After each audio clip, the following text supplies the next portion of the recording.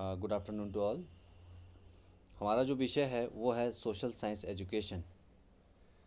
और जिसके अंतर्गत हमारा जो टॉपिक रहेगा वो है importance of concept formation in social science.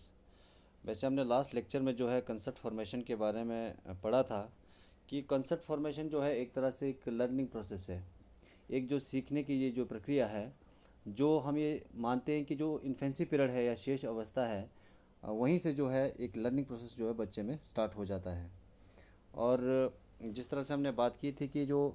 Pre schooling का जो कंसेप्ट जो हमारे देश में जिस तरह से व्यापक नहीं था, हम ये देखते हैं कि 1966 से पहले भी जो एजुकेशन से संबंधित जो आयोग गठित किए गए हैं, जो कमीशन जो गठित किए गए, उनमें भी जो है प्री स्कूलिंग का प्रावधान जो है हमारे एजुकेशन सिस्टम के अंदर नहीं था। और जिस तरह से हमने प्री स्कूलिंग की बात की कि एक नींव प्रदान करता है हमारे एलिमेंट्री एजुकेशन के लिए या मिडिल स्टैंडर्ड के लिए, तो इसमें जो है इस तरफ भी जो हमें ध्यान देना चाहिए कि बच्चे की प्री स्कूलिंग जो है अनिवार्य रूप से होनी चाहिए। और इसके अंतर्गत जो कंसेप्ट फॉर्मेशन के अंतर्गत जो इसके कुछ उपयोगिता हैं या इसके कुछ इम्पोर्टेंस हैं, जिसके बारे में हम जो है अभी डिटेल में चर्चा करेंगे। जिसके अंतर्गत जो पहला जो पॉइंट है वो है फिजिकल डेवलपमेंट, शारीरिक विकास। पहला जो पॉइंट है शारीरिक विकास या फिजिकल डेवलपमेंट। हम देखते हैं कि जिस तरह से जो है आरंभिक अवस्था में जो है बच्चों में जो है एक शारीरिक विकास जो है बहुत तीव्र गति से होने लगता है, और इसके परिणाम स्वरूप जो ये अनिवार्य हो जाता है कि इनके शारीरिक विकास के साथ साथ जो है डॉक्टरी जांच भी जो है बच्चों की समय समय पर होनी चाहिए, और ये अत्यंत आवश्यक भी है, क्योंकि बच्चों के लिए इस तरह की व्यवस्था जो है कई बार हम देखते हैं कि स्कूलों में इस तरह की व्यवस्था का अभाव रहता है। और अब हम ये मानते हैं कि जिस तरह से हम प्राथमिक स्कूल में बच्चों के विकास की जो हम बात करते हैं, इसके साथ साथ जो है बच्चों की जो शारीरिक स्वास्थ्य की देखभाल की भी जो है पर्याप्त व्यवस्था जो है स्कूलों में होनी चाहिए। और साथ साथ स्कूलों में शारीरिक स्वास्थ्य के साथ साथ जो है संतुलित भोजन की व्यवस्था भी बच्चों में होनी चाहिए, या पौष्टिक आहार की व्यवस्था जो बच्चों को होनी चाहिए स्कूलों में। और खेल क्रिया की या क्रीड़ा की या स्पोर्ट्स की फैसिलिटीज़ भी जो है बच्चों में होनी चाहिए, ताकि उनके जो है मांसपेशियों में जो है संतुलन इससे बना रहे। तो नेक्स्ट जो पॉइंट है वो है बौद्धिक विकास या इंटेलेक्चुअल डेवलपमेंट। प्राथमिक शिक्षा का बौद्धिक विकास की दृष्टि से बहुत ज़्यादा महत्वपूर्ण रोल रहता है, क्योंकि इस स्तर की शिक्षा बच्चे की बौद्धिक शक्तियों के विकास के लिए पर्याप्त अवसर प्रदान करती है। बौद्धिक विकास की दृष्टि से प्राथमिक शिक्षा के बहुत सारे लाभ हो सकते हैं, जैसे बच्चों में जो है कल्पना शक्ति का विकास होने लगता है, उनमें चिंतन का विकास होने लगता है, तर्क शक्ति का विकास होने लगता है, निर्णय लेने की शक्ति का विकास होता है, मानसिक विकास होने लगता है, नए विचारों की उत्पत्ति उनमें होने लगती है, धारणाओं तथा दृष्टिकोणों का निर्माण के लिए भी जो है हम ये कहें कि प्राइमरी एजुकेशन जो है बहुत ज़्यादा इम्पोर्टेंट रोल प्ले करता है। तो अगला जो पॉइंट है वो है भावनात्मक विकास या इमोशनल डेवलपमेंट। Next point. तो प्राथमिक शिक्षा बच्चों में भावनात्मक परिपक्वता विकसित करने के लिए भी बहुत ज़्यादा सहायक सिद्ध होता है, क्योंकि इस स्तर पर उन्हें अपनी भावनाओं को समझने, स्वीकार करने, नियंत्रण करने तथा अभिव्यक्त करने के जो है निर्देश प्राप्त होते हैं। और भावनात्मक परिपक्वता के परिणाम स्वरूप तो उनमें प्रेम, संरक्षण तथा सहानुभूति आदि का भी बहुत निरंतर जो है विकास होने लगता है। अगला जो पॉइंट है वो है सामाजिक एवं नैतिक विकास, सोशल एंड मॉरल डेवलपमेंट। जिस तरह से पिछले लेक्चर में भी हमने डिस्कस किया था कि बच्चों को जो है हमारे देश की, हमारे समाज के अंदर जो हमारी देश की संस्कृति है, परंपरा है, उसके बारे में जो है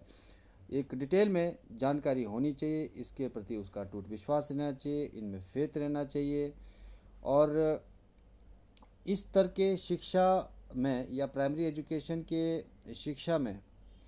बच्चे का जो है एक समाजीकरण होना भी बहुत आवश्यक हो जाता है। सामाजीकरण की और अग्रसर करते हुए एक बच्चे में ईमानदारी, सच्चाई तथा मेहनत करने की प्रवृत्ति को भी विकसित किया जाता है, और जिसके परिणाम स्वरूप जो है उनमें एक दृढ़ चरित्र का बुनियाद भी पनपने लगता है या तैयार होने लगता है। अगला जो पॉइंट है वो है नौकरी करने वाली स्त्रियों के लिए सहायक, असिस्टेंट फॉर वर्किंग वुमेन। हम ये कहें कि ये कंसेप्ट फॉर्मेशन या एलिमेंट्री एजुकेशन जो है, जो कामकाजी जो महिलाएं हैं या वर्किंग वुमेन हैं, उनके लिए भी या उनके दृष्टिकोण के आधार पर भी जो है बहुत ज़रूरी हो जाता है। हमें देखते हैं कि आज का जो समाज है सिर्फ पुरुष प्रधान समाज नहीं है, बल्कि देश के विकास में एक महिला का भी उतना ही कंट्रीब्यूशन रहता है जितना एक पुरुष का रहता है। इसीलिए देश की बहुत सारी महिलाएं या माताएं जो है बहुत सारे गतिविधियों में जो हैं व्यस्त रहते हैं या बिज़ी रहते हैं। ऐसी परिस्थिति में जो है ये आवश्यक हो जाता है कि जो उनके जो बच्चे हैं, उनके बच्चों को जो है परिवार के साथ साथ जो एक स्कूल का जो वातावरण मिले या स्कूल में जाने का उन्हें मौका मिले, ताकि जो है उनके बच्चों के लिए भी बेहतर इन्वायरमेंट बच्चों स्कूलों में मिले, और साथ ही साथ जो है जो माताएं जो अपने दिनचर्या में या जो अन्य गतिविधि में जो बिज़ी हैं, ताकि उनका काम भी सुचारू रूप से चलता रहे। हम ये जानते हैं कि जिस तरह से इंग्लैंड में जब औद्योगिक क्रांति आई थी, तो औद्योगिक क्रांति के चलते जो अधिकांश महिलाओं को या माताओं को जो है काम पर जाना पड़ता था। तो ऐसी परिस्थिति में वो बच्चों को जो घर छोड़ के जाते थे, तो ये उपयोगी सिद्ध हुआ कि बच्चों को घर में छोड़ने के बजाय जो है उनको स्कूलों में भेज दिया जाए, ताकि उनको स्कूलों में बेहतर माहौल मिले, बेहतर वातावरण मिले, ताकि बच्चे भी वहाँ सीख सकें, उनके लिए भी एक अनुकूल जो एक लर्निंग इन्वायरमेंट वहाँ मिल सके। तो इसीलिए जो हम ये कह सकते हैं कि इन सारे दृष्टिकोण के आधार पर भी जो है बच्चों के लिए स्कूलिंग जो है अनिवार्य हो जाता है। उसके बाद अन्य महिलाओं के लिए सहायक, हेल्पफुल टू अदर वुमेन। तो अन्य महिलाओं के लिए भी सहायक। अब हम यहाँ पर ये थोड़ा सा डिफ्रेंशिएट कर सकते हैं कि केवल काम करने वाले महिलाओं के लिए नहीं, बल्कि जो महिलाएं घर में रहती हैं उनके लिए भी जो है या उनके आधार पर भी जो है बच्चों को जो है प्राथमिक स्कूलों में भेजना जो है अत्यंत आवश्यक हो जाता है। क्योंकि बहुत सारी महिलाएं जो अपने घर के जो है दिनचर्या में भी व्यस्त रहते हैं, तो ऐसी परिस्थिति में जो है जब बच्चों को स्कूल भेजते हैं तो वो एक बच्चे के लिए जो है एक शैक्षिक वातावरण वहाँ पर बनाने की जो कोशिश करते हैं, ताकि उनका काम भी जो है सुचारू रूप से चल सके और बच्चे की जो है प्राइमरी एजुकेशन भी बेहतर तरीके से चल सके। उसके बाद अगला जो पॉइंट है वो है अयोग्य घरेलू परिस्थितियाँ या अनहोलसम होम कंडीशन। अयोग्य घरेलू परिस्थितियों से अभिप्राय ये है कि हमारे देश के अंदर अभी हम देखते हैं कि एक बहुत बड़ी आबादी जो है अभी भी बस्तियों में झुग्गी झोपड़ियों में रहती है, और ऐसी परिस्थिति में जो है ऐसे जगहों पर रहने वाले बच्चों के लिए ना तो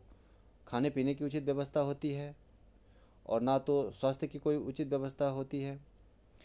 ना उनकी देखभाल अच्छी तरीके से होने लगता है। तो इसीलिए ये अनिवार्य हो जाता है कि ऐसे बच्चे भी जब स्कूल में लर्निंग के लिए जब जाते हैं तो वहाँ पर जो है ऐसे बच्चों के लिए जो है स्वास्थ्य की जो है उचित व्यवस्था होनी चाहिए, और ताकि ऐसे बच्चों को भी जो है स्वच्छता के साधारण नियमों के बारे में जानकारी प्राप्त हो, कैसे अपने आप को स्वस्थ रखना है, कैसे अपने शरीर को स्वस्थ रखना है, इन सारी चीज़ों के बारे में जानकारी जो है स्कूलों में बच्चों को भी दी जानी चाहिए। उसके बाद है अगला पॉइंट, मनोवैज्ञानिक आवश्यकता या साइकोलॉजिकल नीड। मनोवैज्ञानिक आवश्यकता, जैसे हम देखते हैं कि एक बच्चे के अंदर मनोवैज्ञानिक विकास भी बहुत तीव्र गति से होने लगता है, तो इसलिए